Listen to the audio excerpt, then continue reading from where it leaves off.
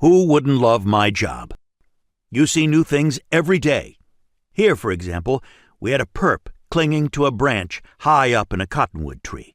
That wasn't the new part. Please don't get ahead of me, although that's unlikely to happen, your foot speed and mine being very different. Let's leave it at that, with no hurt feelings. Where were we? Perp in a cottonwood tree, nothing new? Right. Nothing new. Not even the little detail of how this particular perp, namely Donnie the Docent Donegan, was styling his shirt and tie with pajama bottoms. Seen that look once? Seen it many times. Just how many I couldn't tell you, since I don't go past 2. Not quite true. I have gotten past 2 the odd time, all the way to whatever comes next, but not today.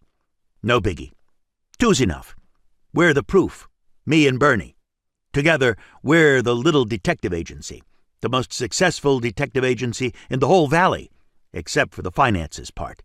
Bernie's last name is Little. I'm Chet, pure and simple. We stood side by side, as we often do, and gazed up at Donnie. "Donnie," Bernie said. "No wild ideas." Donnie said something that sounded annoyed. The exact words hard to understand, most likely on account of the thick gold coin called a doubloon, unless I was missing something, that he was holding between his teeth. Donnie the Docent, an old pal, was an art lover with an M.O. that was all about museums.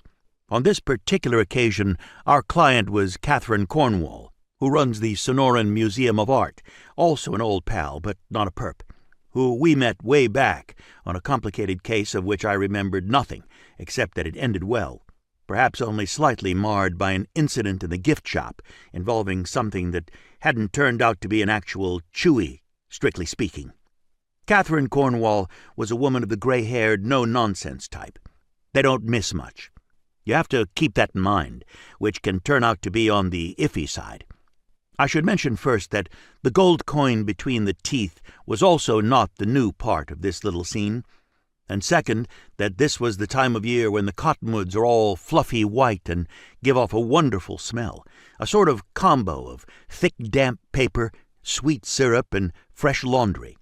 There's really nothing like rolling around in a pile of fresh laundry, possibly a subject for later. Also, our cottonwood, standing on the bank of an arroyo, wasn't the only cottonwood in the picture. On the other side of the arroyo rose a second cottonwood, just as big and fresh laundry-ish, or maybe even more so.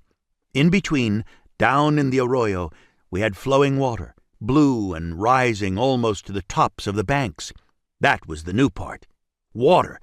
I'd seen water in some of our arroyos before, but only in tiny puddles, drying up fast under the sun. I'm a good swimmer, in case you were wondering. There are many ways of swimming, but I'm partial to the dog paddle. Probably goes without mentioning.